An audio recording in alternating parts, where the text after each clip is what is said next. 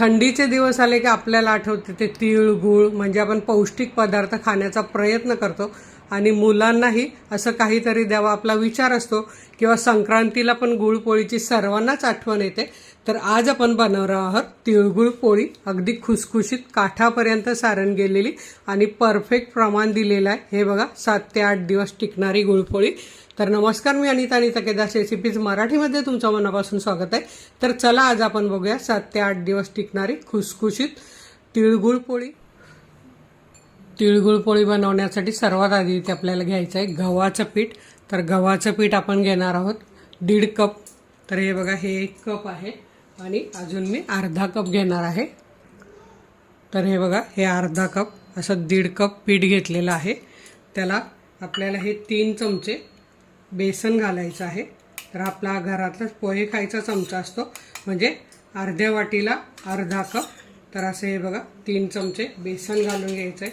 चवीप्रमाणे मीठ घालून घ्यायचं आहे. आणि आता हे सर्व सुके जिन्नस आपल्याला एकत्र करून घ्यायचे आहेत. आता आपल्याला याच्यात मोहन टाकायचं आहे, म्हणजे आपल्या ह्या पोळ्या टिकण्याकरता मदत होईल. तर तेही आपल्याला असे 3 चमचे ज्याने मी गरम करायला ठेवलं आहे ते घालून घ्यायचं आहे. आता हे 3 चमचे तेल कडकडीत तापलेलं आहे. हे आपण हे बघा याच्यावर घालून घेऊया. असं फसफसलं म्हणजे एकदम परफेक्ट झालं आहे. हे आपल्याला आता चमचाने असं आधी मिक्स करून घ्यायचं आहे. जोपर्यंत गरम आहे तोपर्यंत. लगेच गरम याच्यात हात घालू नका.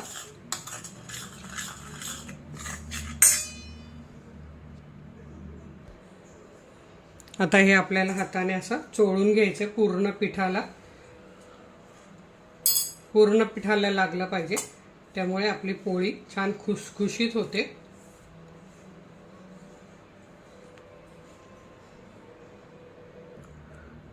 आणि चोळून झाल्यावर बघायचं आपली याची मूड बनते का. ही बघा, अशी मूड बनली पाहिजे, म्हणजे आपलं मोहन असं परफेक्ट झालं असं समजायचं. आता आपण याचा घट्टसर असा गोळा बनवून घेऊया. चपातीपेक्षा थोडा घट्ट आणि पुरीपेक्षा थोडा कमी असा गोळा आपल्याला बनवून घ्यायचा आहे. तर इथे तुम्ही बघू शकता आपला गोळा छान मळून झालाय. आणि हे बघा असा मळून झालाय. आता आपल्याला हा अर्ध्या तासासाठी झाकून ठेवायचा बाजूला. तोपर्यंत आपण याच्या सारणाची तयारी करून घेऊया. तर याला असं झाकून ठेवूया बाजूला. आता आपण सारणासाठी काय काय साहित्य घेतलं ते बघूया. तर इथे 1 कप साधेच तीळ घेतले आम्ही, बिना पॉलिशचे तीळ घेतलेले आहे. आणि हे वजनी म्हणाल तर 150 ग्राम ते 160 ग्राम तीळ आहे. त्याच्या अर्धे, 1 वाटी तिळाच्या अर्धे आपल्याला शेंगदाणे घ्यायचे. म्हणजे आपल्या घरात हे सगळं साहित्य असतं, मग आपण मापून घेण्यापेक्षा असं वाटीने जरी घेतलं तरी बरं पडतं, किंवा कप मेजरमेंट असेल त्याने घेतलं तरी बरं पडतं. तर 1 वाटी तीळ घेतले तर अर्धी वाटी शेंगदाणे घ्यायचे. अर्धी वाटी शेंगदाणे घेतले तर पाव वाटी सुकं खोबरं घ्यायचं. आणि इथे मी बाजारातलं डेसिकेटेड कोकोनट सुकं खोबरं घेतलेलं आहे. तुम्ही घरातलं पण आपलं खोबरं किसून घेऊ शकतात. शेंगदाण्याच्या अर्धा म्हणजे पाव वाटी घ्यायचं आहे. आणि 2 चमचे आपल्याला बेसन घ्यायचं आहे. आणि 2 कप गूळ घ्यायचा आहे. साधारण हा पाव किलो गूळ आहे. आता आपण हे भाजायला घेऊया. शेंगदाणे तर मी भाजून साल काढून घेतलेले आहे. आता इथे मी कढई तापत ठेवली आहे आणि त्या कढईत हे तीळ घालून घेते. आणि छान चटचट असा आवाज येईपर्यंत आणि छान फुलेपर्यंत हे आपल्याला भाजून घ्यायचे आहे. साधारण 2 ते 2.5 मिनटं लागणार आहे मध्यम गॅसवर. आता इथे तुम्हाला बघा तीळ फुलल्याचा आवाज यायला लागला असेल. 1-2 मिनटं झालेली आहेत.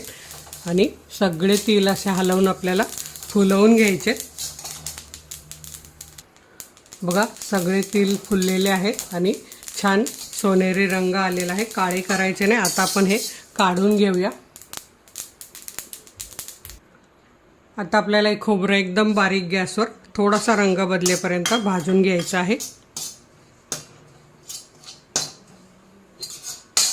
तुम्ही असं आपल्या घरात सुकं खोबरं असतं ते घातलं तरीही चालेल. बघा, इथे खोबऱ्याचा रंग कसा सोनेरी मस्त आलेला आहे. आता मी हे काढून घेते. आणि आता आपण यानंतर पीठ भाजून घेऊया. आता आपण हे 2 चमचे बेसन घेतले ते भाजून घेऊया 1 मिनटं.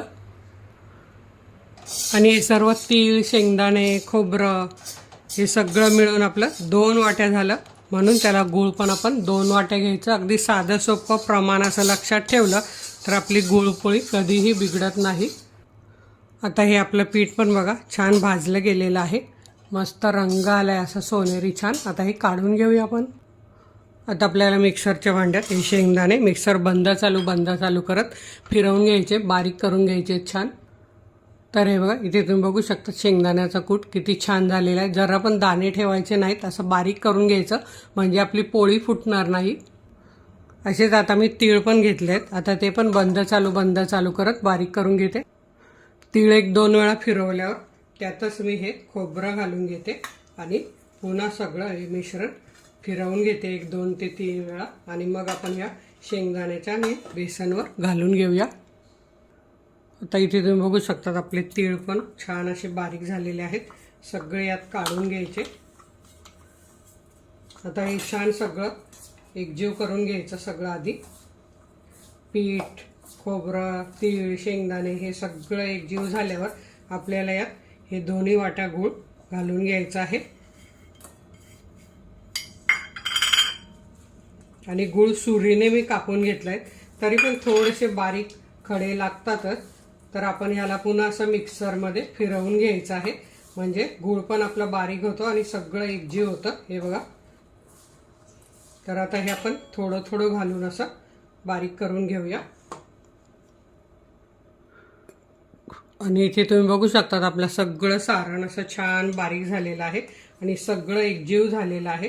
हे बघा, एकदम आपण जशी कणिक भिजवली तसंच हे झालं तर आपल्याला पोळ्या लाटायला खूप सोप्या पडतात.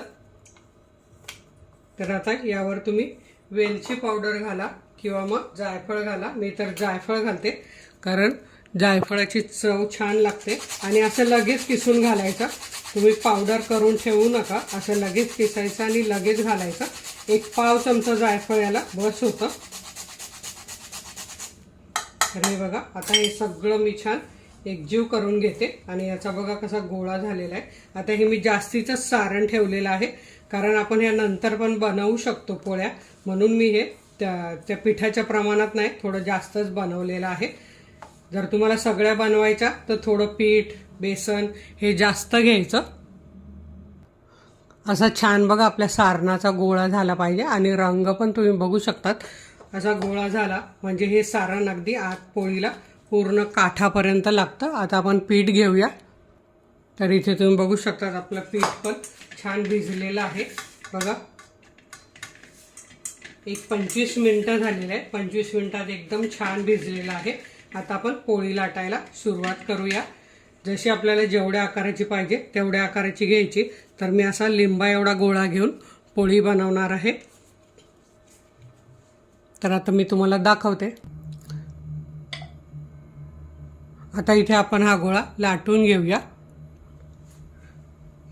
थोडंसं पीठ लावायचं म्हणजे कणिक आपलं जे चपातीचं आहे ते, आणि याची अशी पोळी लाटून घ्यायची. जसं आपण पुरणपोळीला करतो तसंच आहे. हे बघा, अशी याची पोळी लाटून घेतली आहे. आता याच्यापेक्षा थोडा मोठा गोळा घ्यायचा आहे आपल्याला, म्हणजे आपण जो लिंबा एवढा घेतला त्याच्यापेक्षा थोडा मोठ्या लिंबा एवढा घ्यायचा आणि यात असं हे सारण भरून असं आपल्याला हे बंद करून घ्यायचं आहे. सगळीकडून व्यवस्थित बंद करायचं आहे आणि थोडीशी कणिक वर आलेली ती आपण काढून घ्यायची. हे बघा, अगदी कुठूनही फुटलं नाही पाहिजे, असं आलं पाहिजे. आता आपल्याला हे काय करायचं आहे, आधी असं हाताने असं छान असं पसरवून घ्यायचं आहे, म्हणजे सारण आपलं काठापर्यंत जातं. हे बघा असं. आता आपण हे छान असं लाटून घेऊया आणि अगदी अलगद हाताने आपल्याला हे लाटून घ्यायचंय पीठ लावून. आणि काय करायचं, याची अशी पलटी बाजू पण घेऊन लाटून घ्यायचंय, म्हणजे सगळीकडे पोळी सारखी लाटली जाते. खालचा भाग जाड आणि वरचा पातळ होत नाही. तर हे बघा, आपण ही पलटी करून पण अशी लाटून घ्यायची आहे, म्हणजे आपली पोळी फुटत नाही. हे बघा, अगदी अलगद हाताने आणि छान अशी लाटून घ्यायची. काठ पण याचे लाटायचे आणि नंतर असं आपल्याला मध्ये लाटायचं आहे. बघा, तुम्हाला कुठेच असं दिसणार नाही की सारण गेलेलं नाही, किती काठोकाठ सारण गेलेलं आहे. अशा छान पोळ्या होतात एकदम ह्या. आणि या तुम्ही मुलांच्या टिफिनला वगैरे अशा थंडीपासून सुरुवात करायची. 8-8 दिवसाने बनवल्या तर अगदी मुलांना हेल्दी आहे. एक गोड खाऊ म्हणून पण छान आहे, किंवा तुम्ही कुठे फिरायला जात असाल तेव्हाही. तर हे बघा किती छान अशी आपली पोळी लाटून झालेली आहे. कुठंच तुम्हाला चपाती दिसत नाहीये, सगळीकडे सारण काठापर्यंत गेलेलं आहे. आता आपण हे भाजून घेऊया. आता इथे मी जो चपातीला तवा वापरते तोच घेतलेला आहे आणि त्यावर ही पोळी घालून घेते अशी. आणि वरून आपल्याला एकदम हाय मीडियम गॅस करायचा आहे आणि छान भाजून घ्यायची आहे. वरती असे थोडे बबल्स दिसले, फोड दिसले तर आपल्याला चपाती उलटायची आहे, ही पोळी उलटायची आहे. तर हे बघा इथे तुम्हाला फोड दिसायला लागले असतील. आता आपण ही पलटी करून घेऊया आणि आता ह्या साईडने पण भाजून घेऊया. खालच्या साईडने छान जवळजवळ एखादा मिनिटभर भाजायचे आहे आणि याला वरून असं तेल सोडून घ्यायचं आहे. तेलामुळे छान खुसखुशीत होते. तुम्ही तूप पण लावू शकतात.